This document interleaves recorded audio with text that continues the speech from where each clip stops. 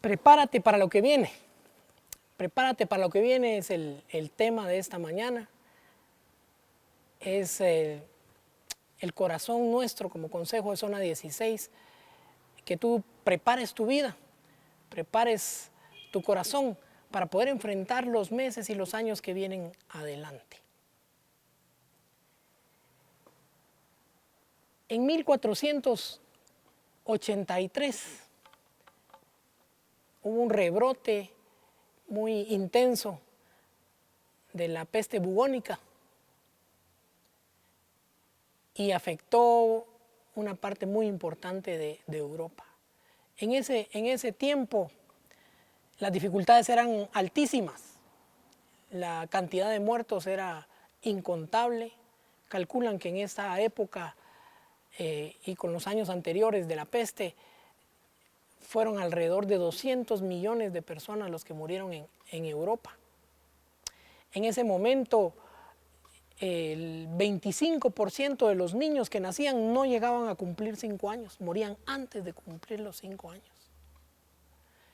En ese tiempo también existía una organización, una estructura poderosa que dominaba y que manipulaba al mundo con sus enseñanzas y con su forma de trabajar.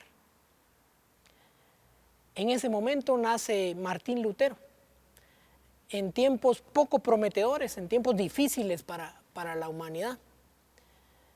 Y él nació y creció en un ambiente difícil, de muy poca libertad, y creció como un niño con muchos temores, y cuando él ya fue un adolescente, estos todavía se volvieron más grandes.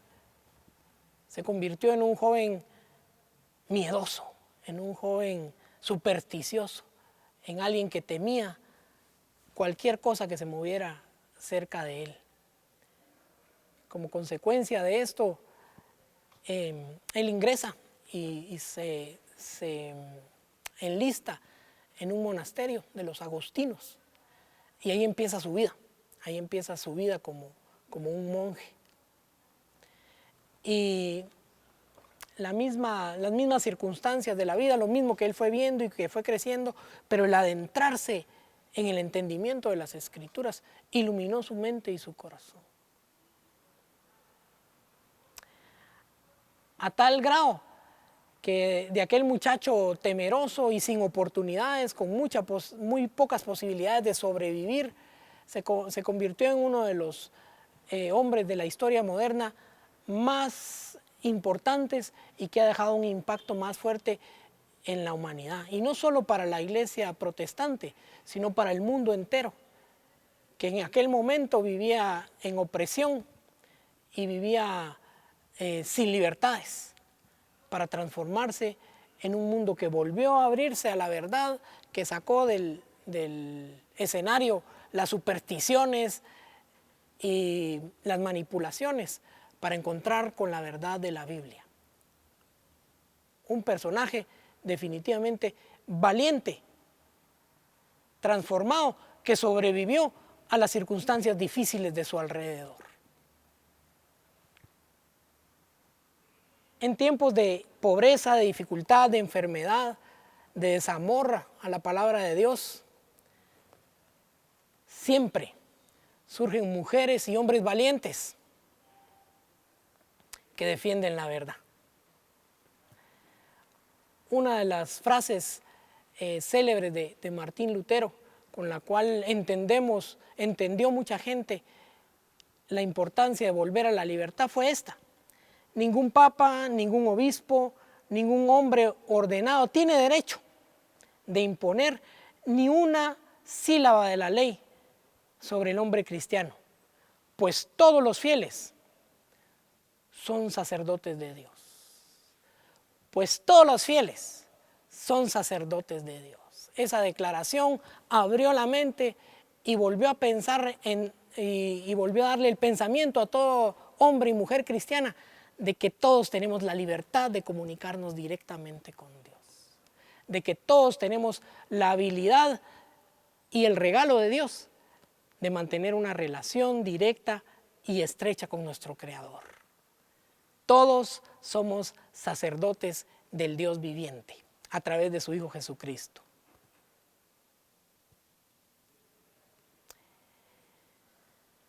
De esta manera volvió a verse una luz de esperanza y de libertad que los religiosos políticos habían impuesto sobre los creyentes de aquel tiempo.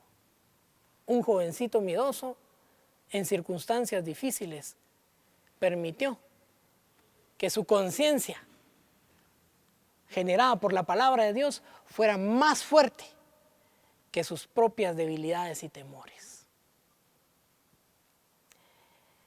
De adentro hacia afuera es el nombre de esta temática. Pero el miedo y el temor vienen de afuera hacia adentro. El miedo y el temor no salen del corazón del hombre, sino que es absorbido por las circunstancias que vemos a nuestro alrededor. Y si de nuestro corazón no brota vida hacia afuera, el miedo nos domina. Quiero leerte algunos datos importantes que se prevén para los meses y años futuros como consecuencia de esta crisis de salud, de esta crisis global que generó la pandemia. Estos datos los tomamos, o estos 5 enunciados, los tomamos del libro Cómo enfrentar los desafíos del siglo XXI. Los cristianos debemos de ser personas informadas. Somos de fe, declaramos bendiciones y declaramos palabras positivas, palabras llenas de fe que llenen nuestro corazón de valentía y de fuerza. Pero no ignoramos las circunstancias que están a nuestro alrededor, así como no lo hizo Martín Lutero. No ignoró que había una crisis profunda y tremenda en ese tiempo que fue conocido como el oscurantismo.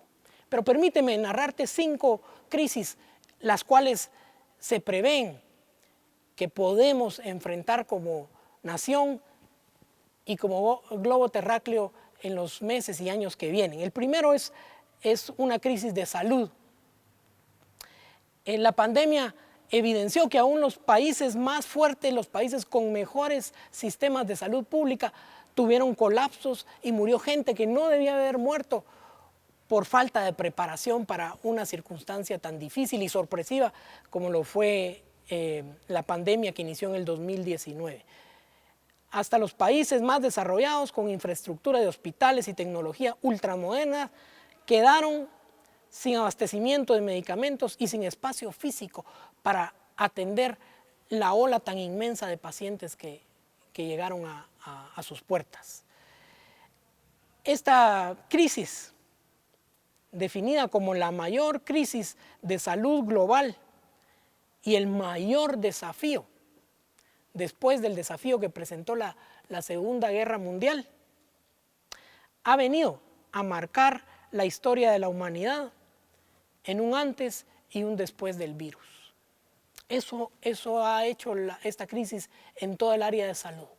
Ha hecho que los grandes expertos y los conocedores piensen que no era suficiente lo que teníamos, que no estábamos preparados como planeta, como países bien equipados a enfrentar una situación tan difícil como la que se nos vino.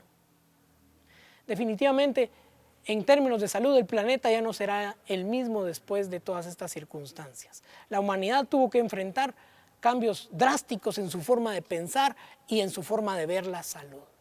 La segunda crisis que debemos de enfrentar es la crisis económica. Las economías robustas del planeta fueron afectadas ante los cierres, ante los bloqueos, ante los confinamientos, ante la falta de abastecimiento de productos muy importantes para que las fábricas siguieran trabajando, para que el comercio no detuviera su pujante trabajo y su pujante intercambio de mercancías, afectaron grandemente la economía global.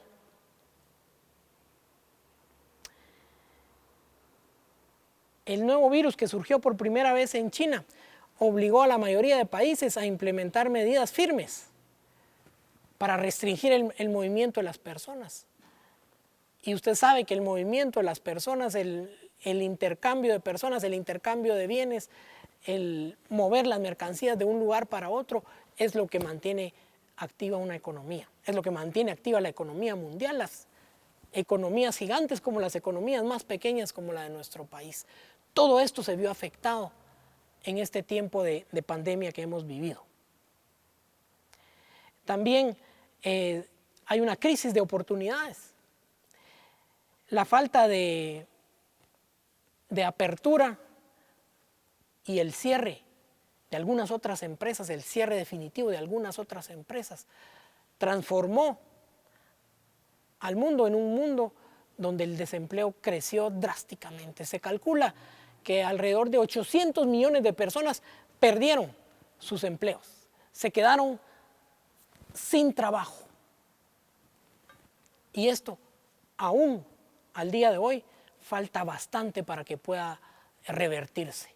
Todavía la falta de oportunidades de empleo sigue siendo un problema muy importante para el 2021 y el 2022 y el 2023. La crisis de incremento de violencia. Una crisis conduce a otra. Primero se generó la crisis de salud, luego la económica, después la falta de oportunidades, para llegar a esta, que es la crisis de incremento de la violencia y la criminalidad. Las compañías y los gobiernos, ante la falta de recursos de las personas, han tenido que implementar mayores medidas de seguridad, porque muchas de estas personas que no han sabido cómo enfrentarla han tendido a hacer robos y a delinquir más de lo que teníamos en tiempos pasados. La delincuencia se ha crecido a nivel global y ha afectado grandemente la paz de las sociedades en general.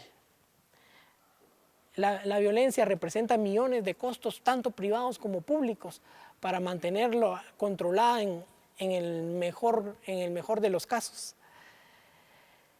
Para poder sobrevivir y que todos los humanos, podamos salir adelante en un ambiente en el cual la hostilidad se ha manifestado en una mayor dimensión que en tiempos pasados.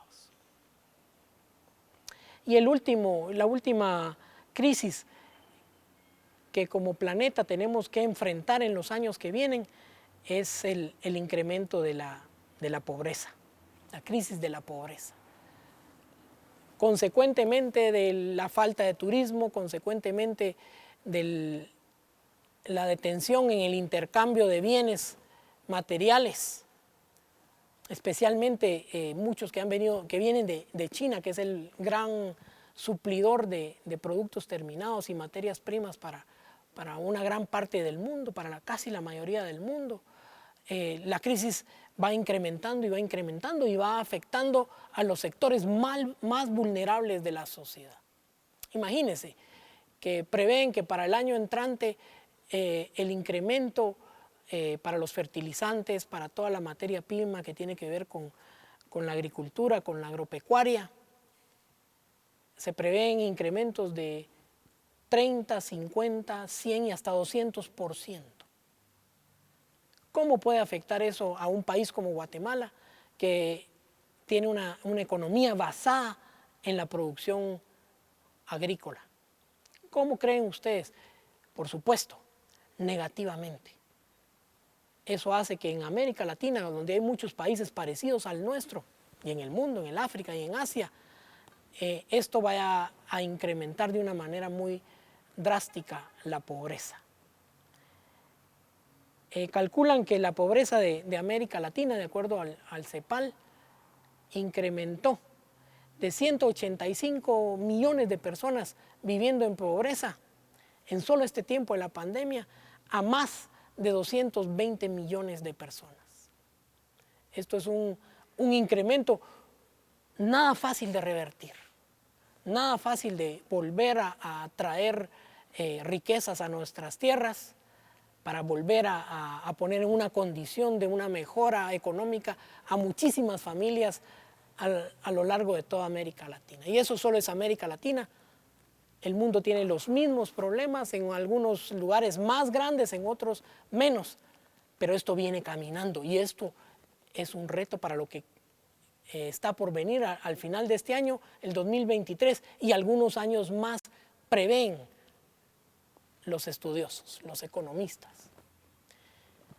Ante tal circunstancia de la cual no nos gusta hablar, pero que son posibilidades importantes de que esto suceda, debemos de estar preparados. Y existen muchas formas económicas, muchas formas emocionales, muchas formas familiares en las que nosotros nos podamos preparar, pero hoy quiero hablarte únicamente de dos cosas básicas que tú tienes que tener muy claro para poder enfrentar exitosamente la crisis que se avecina o la crisis que continúa. Hay dos aspectos en la vida que hay que tener en cuenta y que hay que saber manejar ambos para salir adelante, como lo han hecho muchas personas, como lo han hecho grandes personas de fe, como el caso de Martín Lutero que leímos al inicio. Y es que para nosotros poder tener éxito en tiempo de crisis, debemos dominar el miedo y debemos de actuar prontamente. Dominar el miedo y actuar prontamente. Muchas personas no se dan cuenta que el miedo es una tentación muy importante en sus vidas. Muchas personas no se han dado cuenta que padecemos de miedo. Todas las personas tenemos temores, algunos muy profundos que no nos damos cuenta, otros muy evidentes, pero que tenemos que aprender a dominarlos. El miedo es una tentación. Una de las más sutiles tentaciones que asedia la vida del ser humano es el miedo, porque el miedo nos paraliza. Dejamos de tener vidas activas y mucho menos vidas proactivas. Vivimos muchas veces como cristianos cobardes. Sí, eso dije, como cristianos cobardes, porque el miedo ha tomado ventaja sobre nosotros. Apagados, opacos, que se dedican a promocionar los problemas, pero nunca las bendiciones, pero nunca las oportunidades, pero nunca la fe que Dios ha puesto y que ha derramado en los corazones de todos aquellos que hemos sido llamados a ser parte de su pueblo. Hay muchas acciones que el Señor nos va a llevar a caminar y a poner en práctica cuando nosotros logramos eliminar el miedo de nuestras vidas. Cuando nosotros nos damos cuenta que el miedo es una tentación. Déjame decírtelo como lo dijo alguien alguna vez. Si la oportunidad toca el timbre una vez en la vida, el miedo, la tentación, se cuelga de él. Todos los días estará tocando nuestras puertas, asustándonos con situaciones reales o con situaciones ficticias, para que nuestro corazón decaiga y dejemos de ver para arriba y veamos aquí abajo y nos confundamos en un mundo de mucha mentira y confusión, en un mundo que quiere llenarnos de temor para manipular nuestros corazones y para obtener provecho en nuestras vidas. Ese es el primer aspecto que ningún cristiano debe de obviar. El miedo es una tentación inminente que acecha por todos lados, que acecha por cada casa, por cada callejón, por cada calle de nuestro país y del mundo entero. No debemos dejarnos vencer por él. Fíjate lo que dijo Pablo a Timoteo, 2 Timoteo 2:7. Pero no nos ha dado Dios un espíritu de cobardía. Un espíritu de cobardía no nos ha entregado, no ha depositado Dios sobre nosotros. ¿Sabes qué es actuar en cobardía? Actuar en cobardía es cuando se presenta una circunstancia en la que cada uno de nosotros tenemos que sacar avante nuestra fe y nuestra seguridad de que Dios nos va a ayudar. Y en lugar de hacerlo, nos echamos para atrás. ¿Sí? En lugar de hacerlo, en lugar de actuar valientemente, nos escondemos atrás de una silla. Ese es el espíritu de cobardía. Ese es lo que Dios no ha depositado en la vida y el corazón de sus hijos. Dice acá,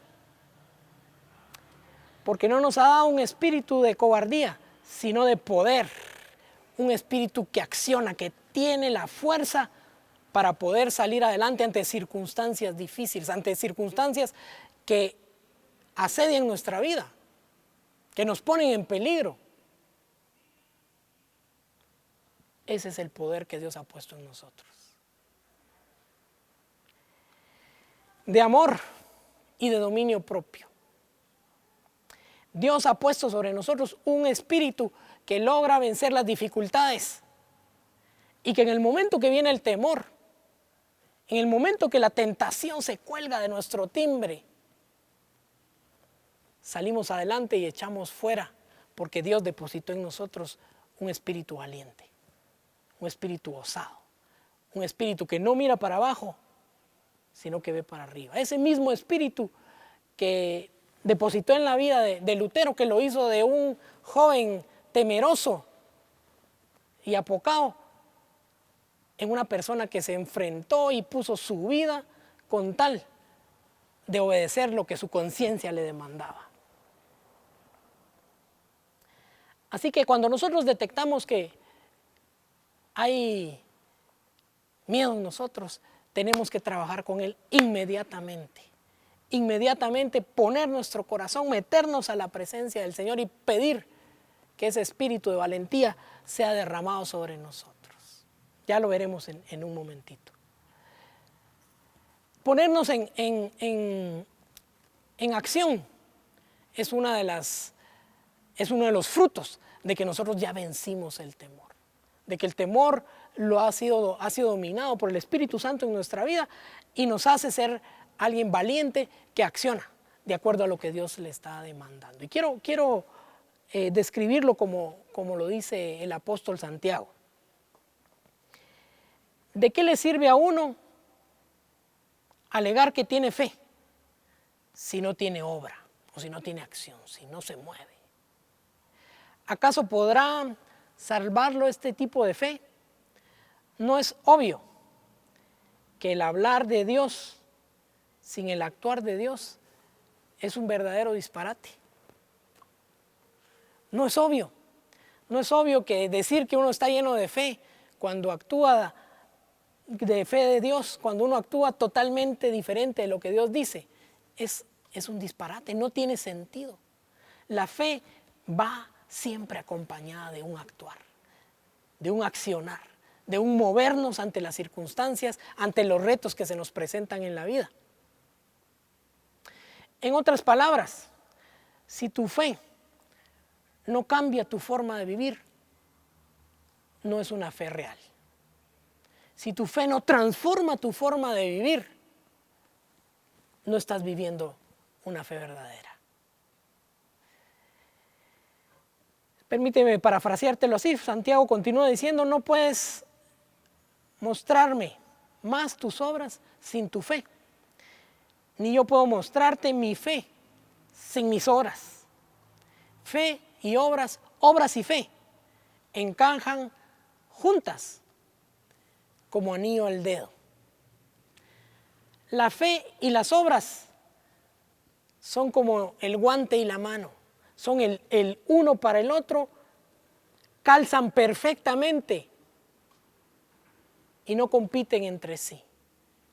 Son complementarias ambas. Una muestra lo que está surgiendo en la otra. Las obras muestran el accionar nuestro en fe, muestra que estamos creyéndole a Dios, que estamos creyendo sus promesas. Cuando Santiago continúa hablando de la fe y de las obras, usa un ejemplo, el mismo que utilizó Pablo también. Habló de Abraham. Pablo también habló de Abraham, por supuesto, es el padre de la fe. Y Santiago nos dice que la fe que tenía Abraham fue la que lo hizo ser un hombre distinguido. Santiago usa la vida de Abraham para demostrar que su fe y sus acciones se movilizaban conjuntamente. Que cuando Dios le dijo a Abraham, toma tu familia y sal.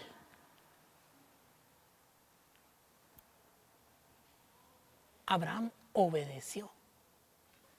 Hizo una acción, hizo una obra consecuente a quien a él le había creído, consecuente a lo que él había creído de las promesas del Señor. Y su fe llegó a la perfección por las obras que él hizo. Abraham fue justificado por esa misma fe que él manifestó. Un ejemplo más que quiero darte es el ejemplo de Rahab. Rahab la prostituta. No, una prostituta no debería de tener fe. Pues para vergüenza de muchos que nos creemos mejores, esta mujer es un ejemplo de fe. Esta mujer es un ejemplo de fe en acción.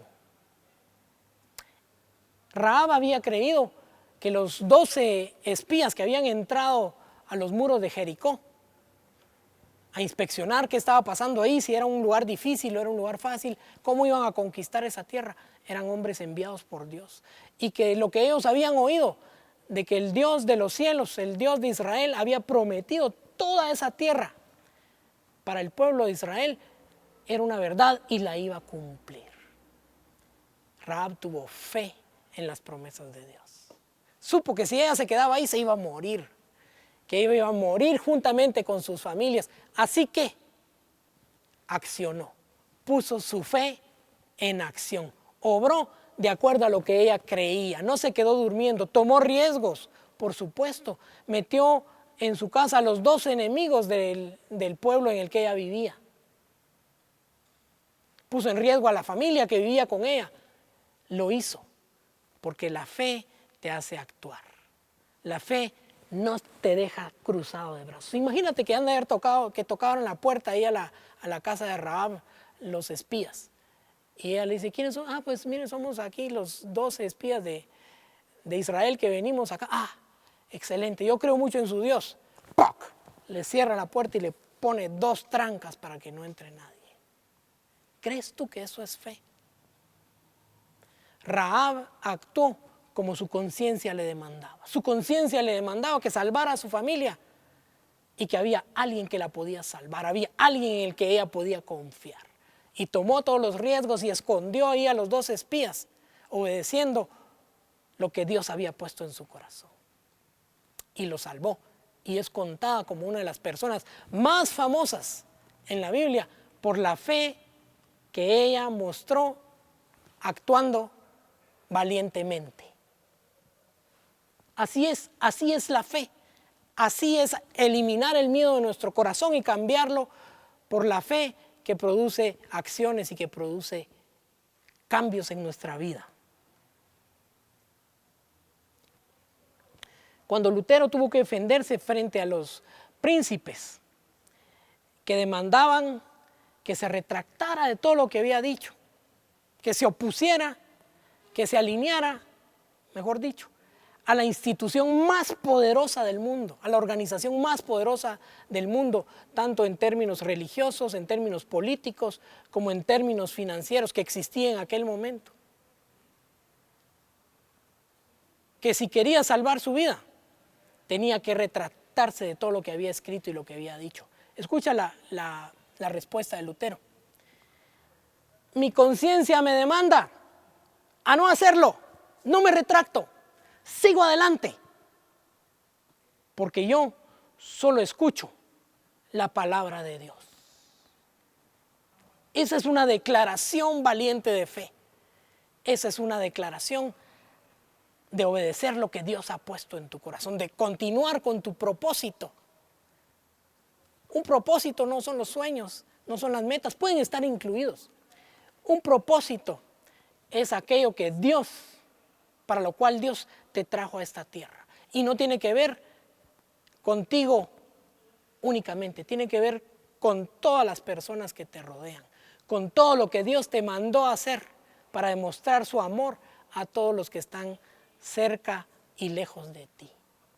Martín Lutero, su conciencia le demandaba cumplir el propósito que Dios le había dado, que era traer de nuevo la luz de la palabra, la luz de la libertad a todas aquellas personas que querían vivir y encontrar la salvación de acuerdo a lo que la palabra de Dios enseña. Así que él dijo, mi conciencia me demanda a no retractarme. ¿Qué te demanda tu conciencia?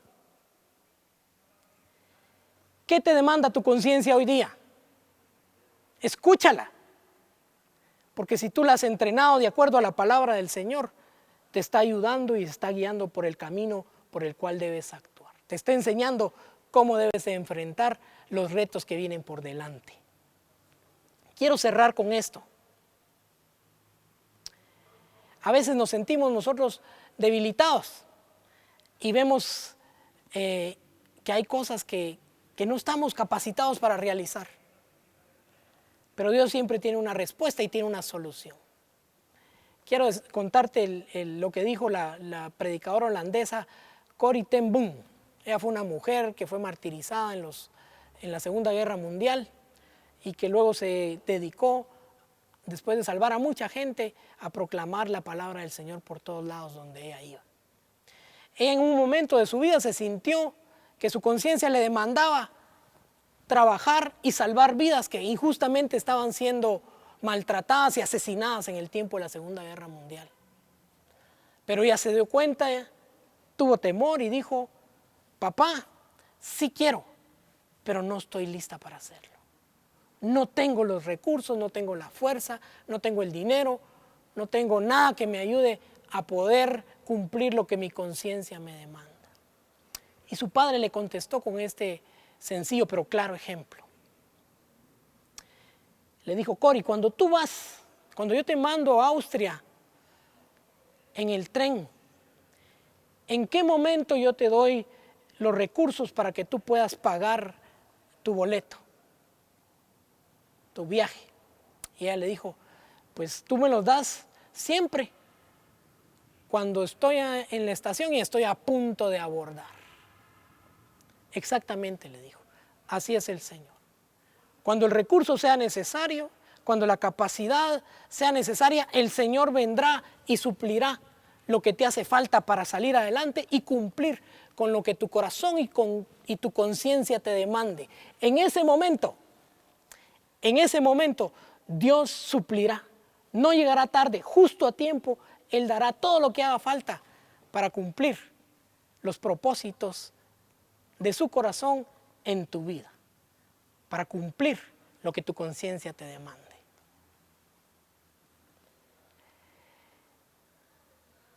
En el libro de Ezequiel, capítulo 37, nos narra cómo el pueblo de Israel estaba listo ya para regresar. Se habían cumplido casi los años de su cautiverio, pero ellos estaban desgastados, tristes, decepcionados. Habían pasado muchos años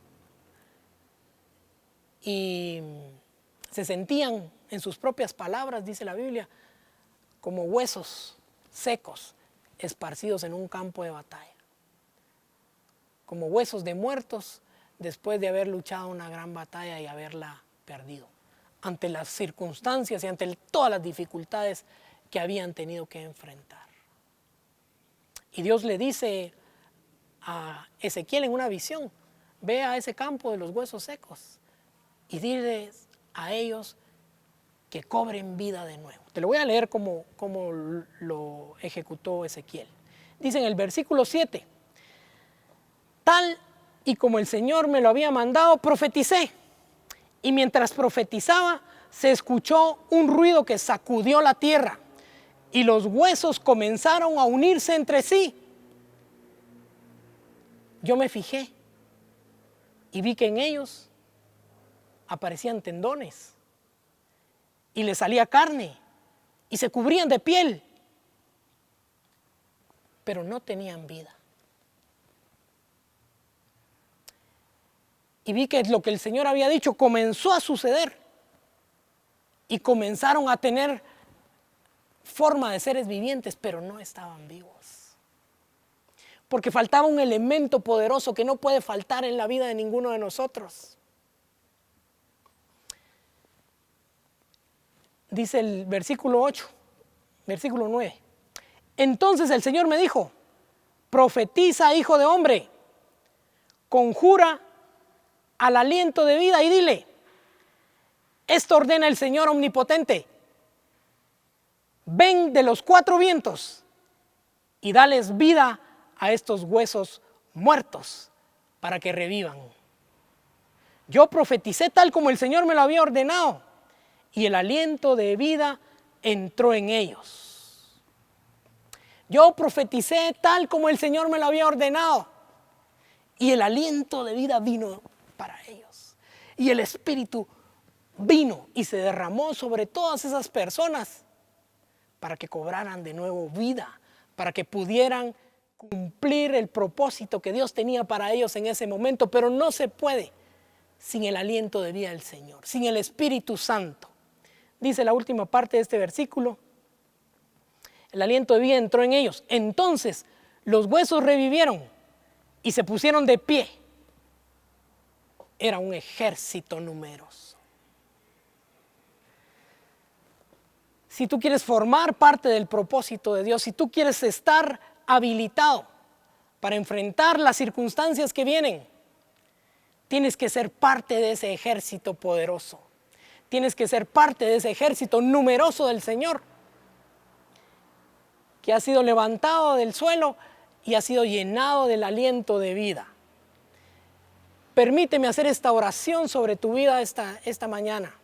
Permíteme pedirle al Señor que envíe su aliento sobre tu corazón, que envíe su Espíritu Santo sobre tu vida, que te llene del poder, que saque completamente la cobardía y te prepare para ser una mujer valiente para el Señor, y te prepare para ser un hombre poderoso en la palabra del Señor y cumplir con tus manos, con esfuerzo y con trabajo, el propósito de Dios para este tiempo.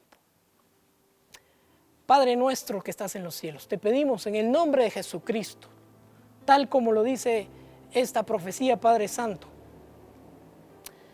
conjuro al aliento de vida, que el Dios omnipotente derrame y haga venir de los cuatro vientos su Espíritu Santo sobre cada uno de aquellos que hemos dispuesto nuestro corazón para recibir del poder del Señor, para llenarnos de valor y de la gracia que solo da su Espíritu Santo, para cumplir lo que nuestra conciencia demanda de acuerdo a tu santa palabra. En el nombre de Jesucristo, sean llenos del aliento de vida del Señor para ir adelante para la gloria del Padre. Amén y amén.